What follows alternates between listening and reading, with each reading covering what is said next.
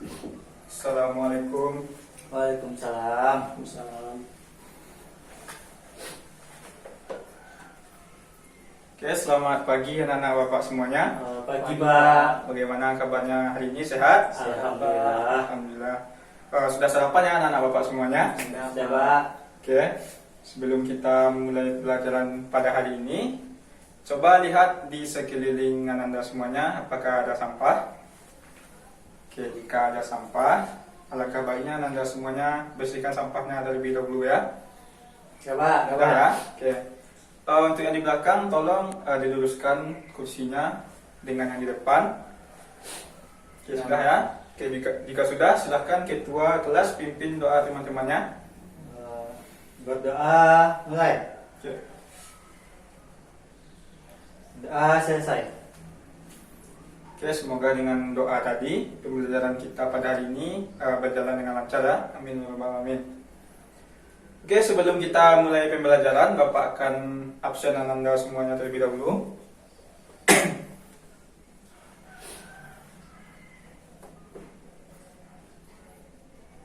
Oke, yang pertama Miftahul Fikri, Dir, Pak. Iksan, Dir, Pak. Dina, Dir, Pak. Doni. Dir, Pak. Oke, hadir kita semuanya ya. Dir, Pak. Oke, terus. Oke, sebelum Bapak mulai menjelaskan materi kepada Anda semuanya, Bapak akan memberikan sedikit motivasi kepada Anda semuanya. Karena Anda semuanya pada saat sekarang ini sudah beranjak remaja, dan pada masa-masa remaja ini merupakan momen atau saat-saat di mana Anda semuanya dapat mengembangkan bakat dan mengejar semua prestasi yang akan Anda dapatkan. Karena kehidupan ini hanya sekali, jadi manfaatkanlah kehidupan ini untuk hal-hal yang berguna dan sebaik mungkin. Oke, Pak. Oke ya? Oke. Baiklah, kita pada pagi hari ini akan melanjutkan materi yang minggu-minggu sebelumnya, yang mana pada minggu sebelumnya kita sudah membahas tentang pengenalan perangkat komputer. Dan juga pada minggu-minggu sebelumnya kita juga telah mengenal apa itu komputer, sejarah dari komputer, dan pengenalan perangkat-perangkat komputer. Pada hari ini kita akan melanjutkan materinya, yaitu tentang karakteristik sistem memori.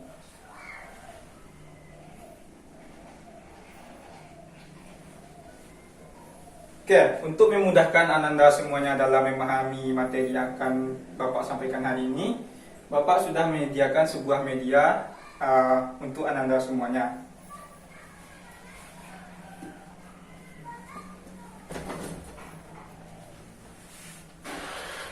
Oke, apakah Anda semuanya bisa melihat medianya? Bisa ya? Oke, langsung saja kita mulai tentang karakteristik sistem memori. Oke, pada minggu sebelumnya masih ada yang ingat tentang perangkat-perangkat komputer apa saja? Hardware. Oke, ada hardware ya. Software. Ada software, betul. Oke, jadi software dan hardware tersebut merupakan perangkat sebuah komputer.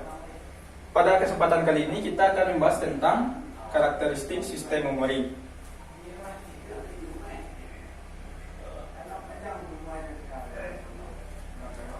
Mungkin timbul pertanyaan dari Anda semuanya, apa itu karakteristik dari sistem memori? Betul ya? Ya. Sebelum kita membahas tentang karakteristik sistem memori, terlebih dahulu kita harus mengetahui apa itu sistem memori. Sebelumnya ada yang tahu apa itu sistem memori? Enggak, Pak. Oke, jadi atau memori, ada yang tahu nggak memori itu apa? Memori. Enggak, Pak. Nggak tahu ya, jadi oke. Sistem memori merupakan sebuah penyimpanan dalam sebuah komputer. Contohnya saja di manusia itu memorinya apa? Siapa? Apa memorinya? Kepala, Pak. Kepala, oke, bagus. Saya, Pak. Oke, Miftahul Fikri? Otak, Pak. Otak, oke ya. Jadi kalau dibalikkan di manusia, memori pada manusia itu adalah otak. Karena di dalam otak tersebut manusia bisa berpikir, mengingat sesuatu, dan menyimpan data atau informasi yang telah dia lihat atau dia dapatkan. Sama pada sebuah komputer itu juga mempunyai sebuah memori. Jadi memori itu merupakan sebuah alat-alat elektronik yang dapat menyimpan data yang menunggu diproses oleh sebuah prosesor. Oke, paham ya? Sampai sini paham? Paham, Pak. Oke. Selanjutnya kita masuk kepada karakteristik dari sistem memori. Jadi secara umum karakteristik sistem memori itu terbagi atas 7 seperti yang ada di depan ini, yaitu ada lokasi, ada kapasitas, ada satuan transfer, ada metode akses, kinerja, tipe fisik, dan juga karakter fisik. Pertama kita akan membahas tentang lokasi.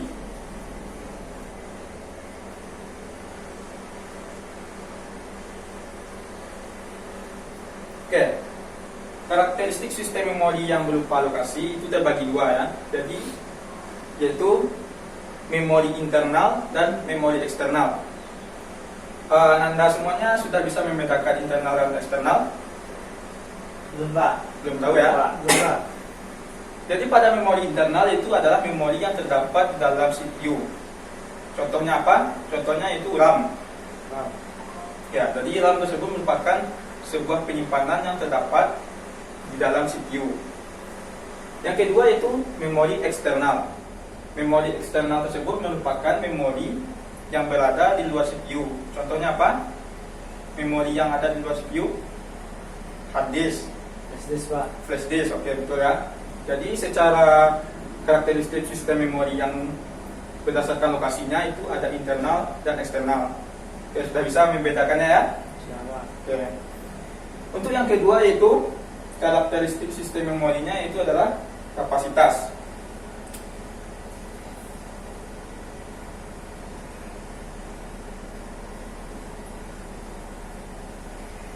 Untuk memori internal dan eksternal, satuan kapasitasnya itu juga berbeda ya. Untuk memori internal itu di satuannya itu adalah dalam bentuk bit. Sedangkan untuk memori eksternal itu bentuk satuannya adalah byte. Apa perbedaan bit dan byte? Nanti akan Bapak jelaskan ya. Kita masuk dulu yang karakteristik sistem memori yang ketiga,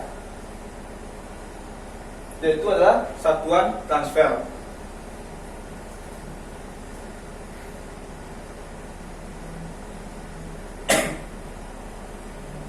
Karakteristik sistem memori satuan transfer untuk internal dan eksternal itu juga berbeda. Untuk memori yang internal, satuan transfernya itu adalah jumlah bit yang dibaca dalam sebuah memori. Jadi satuan transfer yang ada di dalam memori internal itu adalah satuan bit yang dibaca dalam sebuah memori. Sedangkan untuk memori eksternal itu merupakan jumlah blok yang dibaca dalam sebuah memori. Blok itu jumlahnya lebih besar daripada bit. Ke sini paham ya? Pak. Selanjutnya masuk yang karakteristik sistem memori yang keempat, yaitu adalah metode akses. Metode akses pada sebuah memori itu juga ada dua, yaitu adalah sequential access dan juga adalah random access.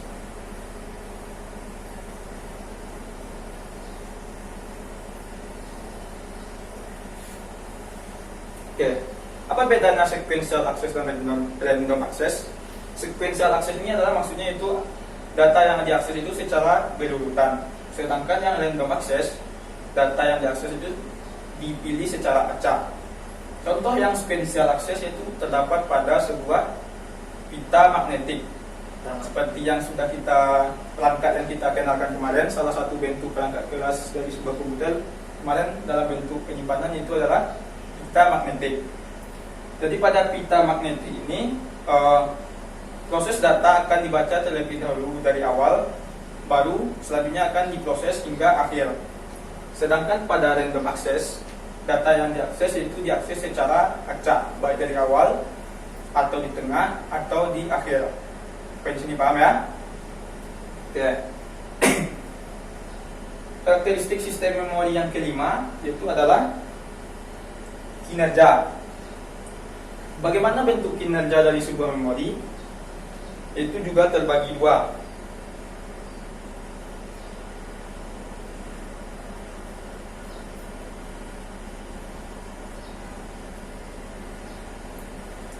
Oke, jadi karakteristik sistem memori yang kelima itu adalah bentuk kinerja dari sebuah memori tersebut. Bagaimana bentuk kinerja dari memori? Itu terbagi dua. Yang pertama ada access time, dan yang kedua ada transfer rate. Apa itu access time? Access time adalah waktu yang dibutuhkan dari sebuah memori untuk membaca sebuah data. Jadi misalnya kita memasukkan sebuah data, jadi berapa lama waktu yang dibutuhkan si memori untuk mengakses atau menjalankan data tersebut. Sedangkan untuk transfer rate itu adalah waktu yang dibutuhkan untuk memori mentransfer sebuah data, misalnya dari hard disk ke memori. Berapa lama waktu yang dibutuhkan untuk mentransfer data tersebut. Jadi seperti itulah bentuk kinerja dari sebuah memori. Yang selanjutnya itu tipe fisik.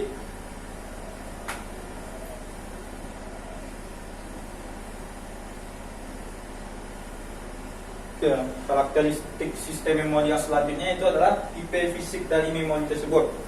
Bagaimana bentuk tipe fisik dari memori? Itu terbagi dua juga. Yang pertama itu semikonduktor, yang kedua permukaan magnetik. Bagaimana bentuk memori yang karakteristiknya semikonduktor? Contohnya yaitu RAM. RAM yang ada pada sebuah komputer itu bentuk dari tipe fisiknya yaitu semikonduktor. Sedangkan untuk memori yang karakter fisiknya berupa permukaan magnetik, itu contohnya yaitu adalah hard disk dan pita magnetik. Jelas perbedaannya ya. Jadi RAM tadi adalah semikonduktor, sedangkan hard disk dan pita magnetik merupakan karakter fisik memori yang berbentuk permukaan magnetik. Oke, dan yang terakhir karakter fisik.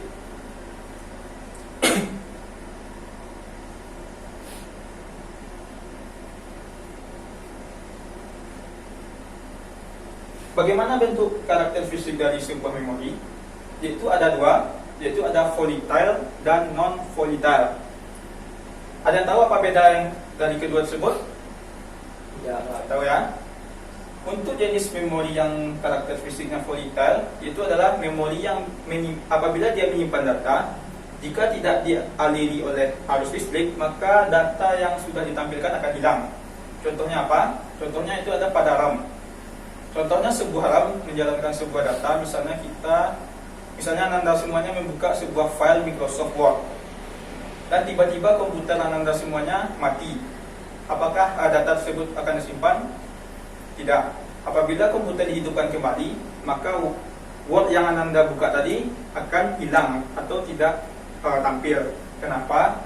Karena pada RAM sifat karakter fisiknya itu volatile atau sementara, yang mana jika tidak dialiri oleh arus listrik, maka data tersebut akan hilang.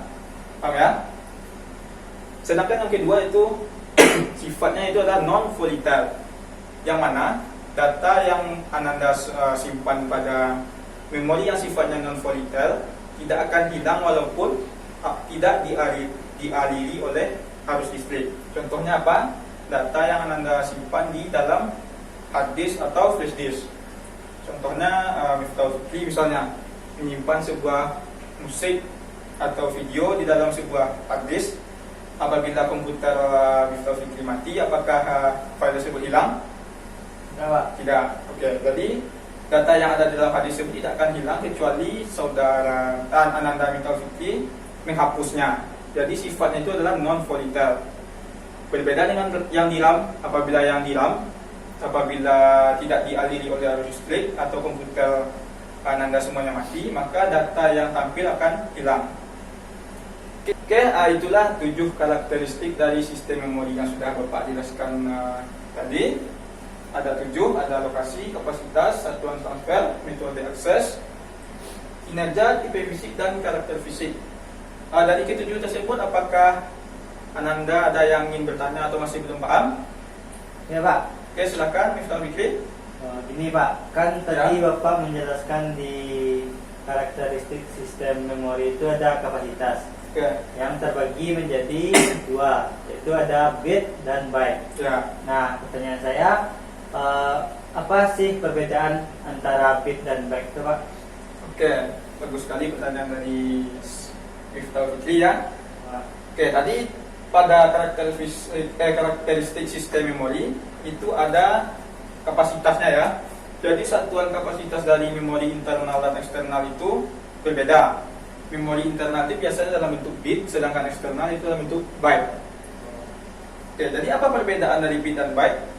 Oke, di sini sudah Bapak buatkan perbedaan bit dan byte.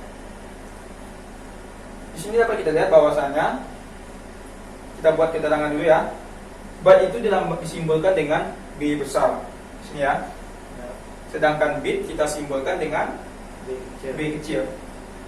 Jadi secara ketentuannya 1 byte sama dengan 8 bit. Oke, jadi 1 byte sama dengan 8 bit. Di sini kita akan pinjam tangga matematika.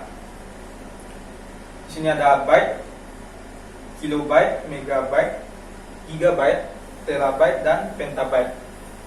Jadi jika semakin tangganya menurun, maka dibagi 1024. Jadi istilahnya dari byte ke kilobyte kita bagi 1024. Dan begitu seterusnya sampai ke bawah ya. Dari megabyte ke gigabyte kita bagi 1024. Sedangkan sebaliknya, jika tangganya dari bawah ke atas atau tangga itu naik, maka nilainya kita kali 1024. Dari petabyte ke terabyte, gigabyte dan megabyte, maka kita kali 1024. Di sini sudah Bapak berikan contoh soal, yaitu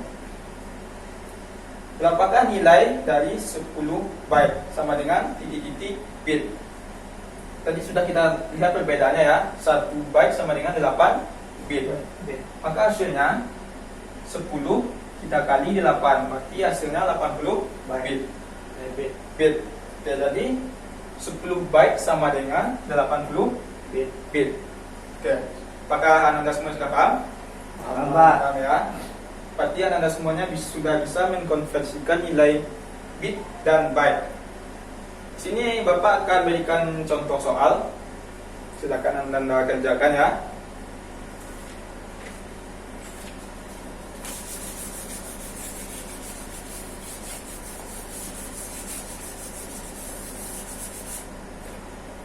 Di sini Bapak akan berikan sebuah contoh soal.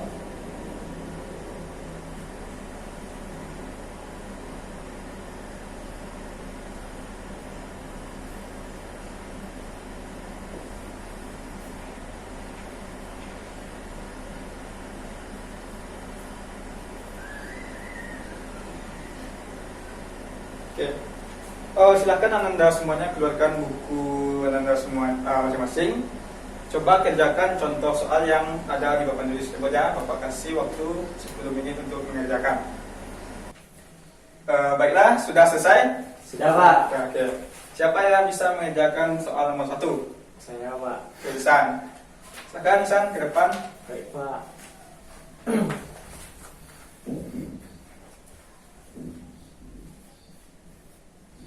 Oke. Apakah benar jawaban dari Isan? Benar, Pak. Benar ya. Ada yang bisa membuat lebih lengkap seperti ini ya, ada jalannya gitu ya. Yang nomor 2 bisa? Siapa yang bisa? Oke, Pak. Oke, Miftah Fikri, silahkan Miftah Fikri ke depan.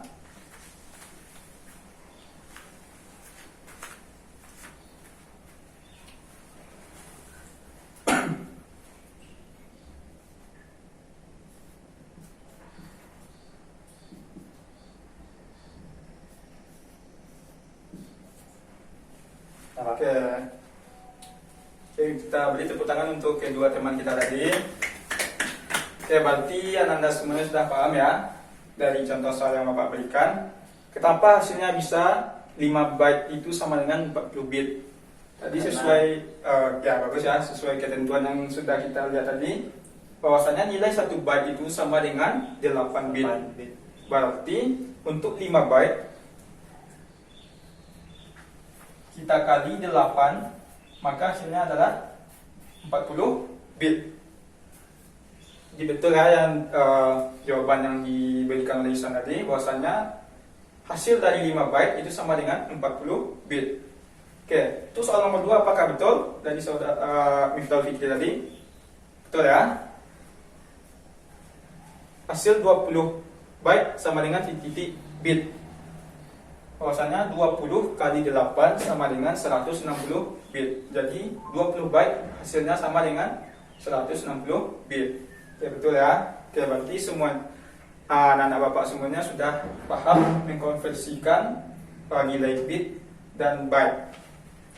Oke, kita masuk ke materi kita yang terakhir, yaitu apa sih perbedaan RAM dan ROM. Oke, jadi jenis penyimpanan memori itu tadi ada 2 ya. Sifatnya itu adalah RAM dan ROM. RAM itu merupakan singkatan dari Random Access Memory, yang artinya sebuah memori yang digunakan untuk menyimpan sebuah data yang sifatnya hanya sementara. Tadi sudah Bapak contohkan, misalnya Anda semuanya membuka sebuah aplikasi dalam sebuah komputer. Contohnya apa? Aplikasi Microsoft Word. Maka aplikasi tersebut disimpan secara sementara di dalam RAM sesuai dengan kapasitas RAM yang Anda gunakan. Contohnya di sekolah kita itu menggunakan komputer yang RAM-nya misalnya 1 GB. 1 GB ini yang merupakan satuan data dari sebuah komputer. Jadi si komputer hanya mampu mengakses atau menjalankan aplikasi yang jumlah datanya hanya tidak lebih dari 1 GB,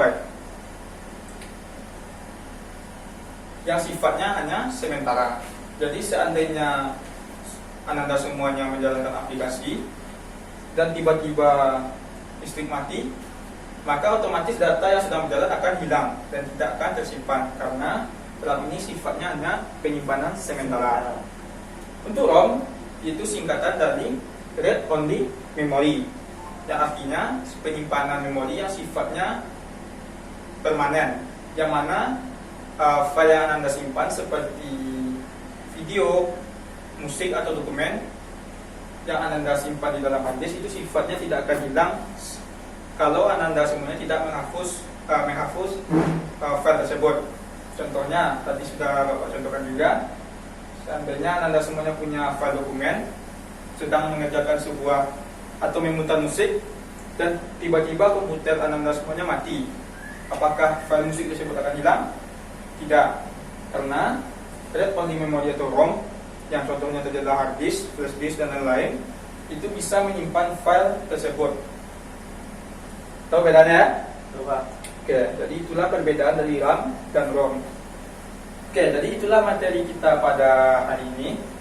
Kita sudah mengenal karakteristik sistem memori, yang mana tadi ada 7. Kita juga sudah bisa mengkonversikan nilai bit dan byte. Dan Anda semuanya sudah paham tadi ya, dengan contoh soal juga sudah Bapak berikan. Dan juga Anda semuanya sudah bisa membedakan antara RAM dan ROM. Ya, Mas, apakah masih ada yang ingin bertanya atau kurang paham? Silakan. Enggak ya? Oke. Jadi jika tidak ada yang ingin bertanya, maka Bapak yang akan bertanya ya. Tadi karakteristik sistem memori itu ada 7. Siapa yang bisa menyebutkan ke-7 karakteristik sistem memori tadi? Saya Pak. Oke, San. Apa-apa saja karakteristik sistem memori tadi? Yang pertama lokasi Pak. Lokasi ya. Yang kedua kapasitas. Oke. Yang ketiga satuan transfer. Ya. Yang keempat metode akses. Yang kelima kinerja. Yang keenam tipe fisik. Yang ketujuh karakter fisik. Oke. Tangan dulu ya, San ya. Jadi betul ya. Itulah karakteristik dari sistem memori. Oke, berarti Anda semuanya sudah paham dengan materi kita pada hari ini ya. Oke, baiklah, untuk minggu depan kita akan melanjutkan materi ini, yaitu tentang bentuk sistem memori semikonduktor. Jadi apa-apa saja bentuk contoh dan juga apa saja maksud dari memori semikonduktor akan Bapak jelaskan minggu depan ya. Jadi untuk memudahkan Anda semuanya juga, tolong Anda cari terlebih dahulu materi-materi tentang sistem memori yang berupa semikonduktor. Bisa Anda cari di perpustakaan, di buku, coba Anda cari atau di internet. Sehingga minggu depan Bapak akan lebih menjelaskan materinya, dan juga jika ada pertanyaan minggu depan akan Bapak jawab ya. Oke, sampai di sini ada yang ingin ditanyakan? Ya Pak. Tidak ada ya.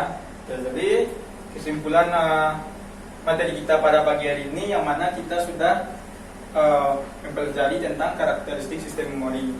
Jadi sebuah sistem memori atau penyimpanan mempunyai karakteristik tertentu yang mana ada lokasi, kapasitas, satuan transfer, metode akses, kinerja, tipe fisik dan karakter fisik. Dan juga kita sudah bisa membedakan dan mengkonversikan nilai bit dan byte dan juga perbedaan dari RAM dan ROM. Oke, mungkin sampai di sini dulu materi kita pada pagi hari ini. Kita sudahi saja dengan mengucapkan Alhamdulillahirrahmanirrahim. Oke, semoga anak bapak bisa memahami materi hari ini dan juga belajar di rumah ya. Pak. Pak. Itu bapak permisi dulu ya. Ya, Oke, Pak. assalamualaikum warahmatullahi wabarakatuh. Waalaikumsalam warahmatullahi wabarakatuh.